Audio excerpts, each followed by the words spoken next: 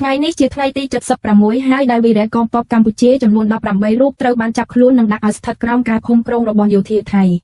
កម្ពុជាសូមអំពាវនាវឲ្យភាគីថៃដោះលែងពួកគាត់ត្រឡប់មកវិញឲ្យបានឆាប់រហ័សជាទីបំផុតដើម្បីឲ្យពួកគាត់អាចធ្វើត្រឡប់មកជួបជុំក្រុមគ្រួសាររបស់ពួកគាត់និងប្រកបដោយសុខសុវត្ថិភាពស្របតាមច្បាប់មនុស្សធម៌អន្តរជាតិសូមគូបញ្ជាក់ផងដែរថារាជរដ្ឋាភិបាលកម្ពុជាបាននឹងកំពុងធ្វើការយ៉ាងសស្រាក់សស្រាមឥតឈប់ឈរនៅគ្រប់យន្តការដោះស្រាយទាំងអស់លើករណីនេះដើម្បីឲ្យភាគីថៃដោះលែងកងកម្លាំងរបស់យើងទាំង18នាក់នោះវិលត្រឡប់មកវិញឲ្យបានឆាប់រហ័សជាទីបំផុតនិងដោយសុខសុវត្ថិភាពរាជរដ្ឋាភិបាលក្រសួងការពារជាតិនិងកងយោធពលខេមរភូមិន្ទមិនដែលបោះបង់កងកម្លាំងរបស់យើងណាម្នាក់ចោលនោះឡើយទោះក្នុងកាលៈទេសៈណាក៏ដោយគិតត្រឹមថ្ងៃទី13ខែតុលាឆ្នាំ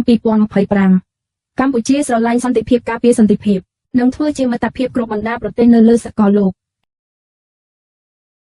បញ្ជាទិញកុំព្យូទ័រពីភឿនទទួលបានឱកាសការងារកុំព្យូទ័ររៀនតាមអនឡាញដោយឥតគិតថ្លៃចាប់ពីកម្រិតមូលដ្ឋានដល់កម្រិតខ្ពស់នៃកុំព្យូទ័រវិទ្យាសាស្ត្រ It has been 76 days since 18 Cambodian soldiers were captured under the captivity of the Thai military. Cambodia urgently calls on the Thai side to release them as soon as possible so that they may be safely reunited with their families in accordance with international humanitarian law.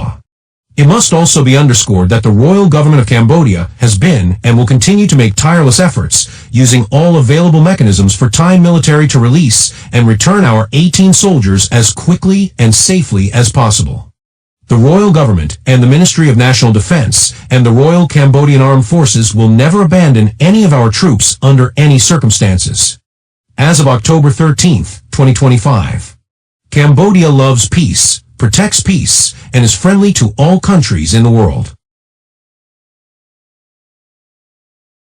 បញ្ជាទិញកុំព្យូទ័រពីភឿនទទួលបានឱកាសការងារកុំព្យូទ័ររៀនតាមអនឡាញដោយឥតគិតថ្លៃចាប់ពីកម្រិតមូលដ្ឋានដល់កម្រិតខ្ពស់នៃកុំព្យូទ័រវិទ្យាសាស្ត្រ